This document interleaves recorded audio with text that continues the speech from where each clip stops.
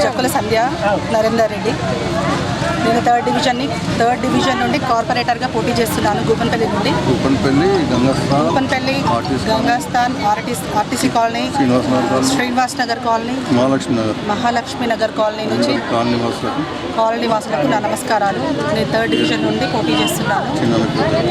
చిన్నలకు పెద్దలకు నా నమస్కారాలు. నేను గ్రామాభివృద్ధి కోసమై ఈరోజు రాజకీయాల్లోకి వచ్చాను. మీ అందరి ఆదరణతో ఈరోజు మన సీఎం గారు రేవంత్ రెడ్డి గారు మన నిజామాబాద్కి అత్యధిక మెజారిటీతో కార్పొరేటర్ని గెలిపించడానికి తను ఇక్కడికి వస్తున్నారు. మీరు కూడా అందరూ ఇంత ఆదరణ చూపిస్తున్నందుకు మీకు అందరి కృతజ్ఞతలు. మన గ్రామాభివృద్ధి కోసమై నేను రాజకీయాలకు వచ్చాను. మీ అందరి ఆదరణతో మంచిగా గెలిపిస్తే ఈ గ్రామ అభివృద్ధికి తోడ్పడతాను. అందరికీ నా నమస్కారాలు. ధన్యవాదాలు. మూడవ డివిజన్ నుంచి మా జక్కుల సంధ్యారాణి నరేందర్ రెడ్డి ఇక్కడ క్యాండిడేట్ నిలబడ్డది, మనం నిలబెట్టినాము.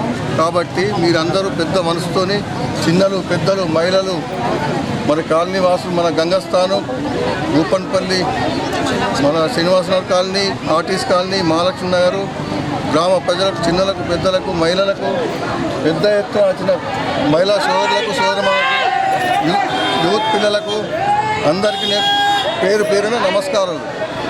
అభివృద్ధి కొరకై మేము ఈ గ్రామంకు రాజకీయము ఎన్నో సంవత్సరాల నుంచి అలా నాన్నగారికి కూడా ఉన్నది. నేను కూడా ఒక 5 సంవత్సరాలు సర్పంచ్గా చేసిన, ఉప సర్పంచ్గా అన్ని అభివృద్ధి పనులు చేసినాం. చాలా ఇక ముందుగా చేయడానికి వచ్చినాం.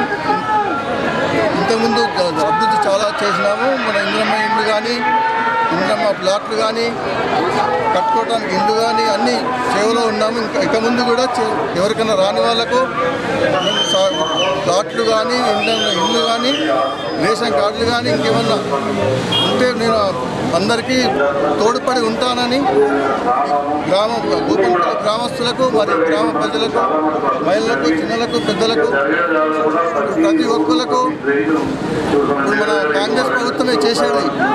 ఇంతకుముందు కాంగ్రెస్ ప్రభుత్వమే ఇల్లు ప్లాట్లు ఇచ్చింది. మళ్ళీ గతంలో నేనున్నప్పుడు కూడా కాంగ్రెస్ ప్రభుత్వమే ఇచ్చింది. ఇప్పుడు కూడా కాంగ్రెస్ ప్రభుత్వం చెప్పకుండా కాంగ్రెస్ ప్రభుత్వం ఇస్తారు. అందరు నమ్మకంతో ఓటు వేయాలని పదే పదే అందరికీ ధన్యవాదాలు చెప్తూ, మరియు రోడ్లు కానీ